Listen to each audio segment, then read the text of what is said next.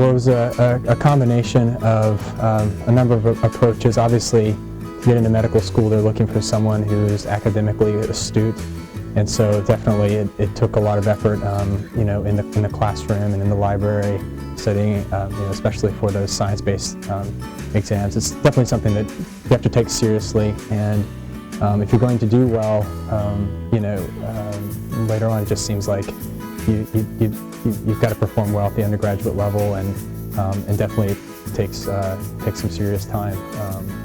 And so, you know, investing in it, in the academics, and then also getting a sense for what's to come afterwards in terms of actual, you know, I think the shadowing experiences that I had have also done really well in preparing, I think, for a career in medicine.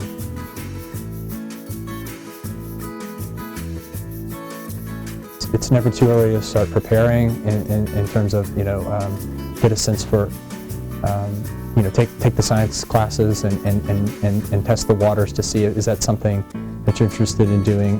You know, it's never too early to volunteer at a doctor's office or something like that to get sort of a flavor of the kind of a toil that goes into the work in medicine.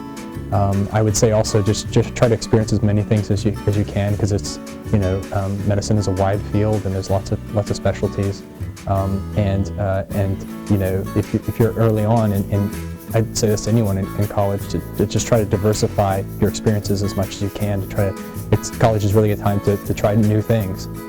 And so I wouldn't lock myself into a really narrow pre-med track where that's all I'm doing.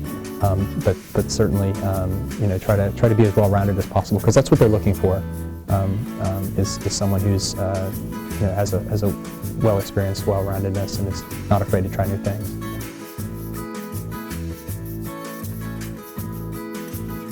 Sure, the interview process itself, you know, my experiences so far have been at, you know, South Alabama and UAB, and so there are times where we're all mixing and mingling and talking, and everyone's, you know, it can be very cliche, and you know, everyone's very cordial, and it's interesting to encounter people from different parts of the country, you know, different backgrounds and sorts. You know, all of my interview experiences so far have been in a one-on-one setting, and so those have been good. I think I perform better in a one-on-one setting personally.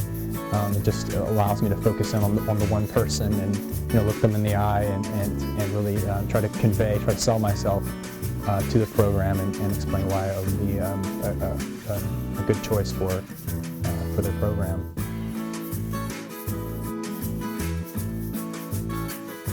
Sure. So there's a number of things. I mean, I think just experience, having, you know, I'm 26 years old. I've had a number of jobs and have gone through an interview process before, and I think, you know, it's helpful. You know, even something as small as, you know, working at a food place, you know, things like that would give you some experience in personal interaction.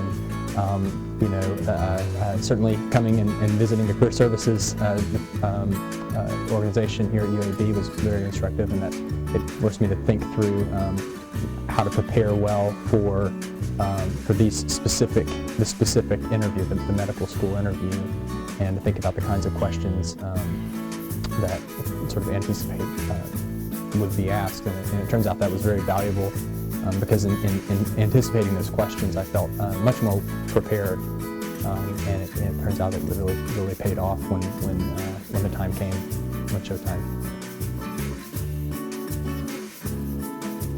It may seem like it's a no-brainer, or maybe even unnecessary, but to go back to your own resume and study it again, because, you know, some things you have done and put down at some point, but maybe you haven't thought about that because you've just been in school the past 4 years, or you know, that first summer has been a long time ago, and all you're thinking right now is about this organic final that you have coming up next week.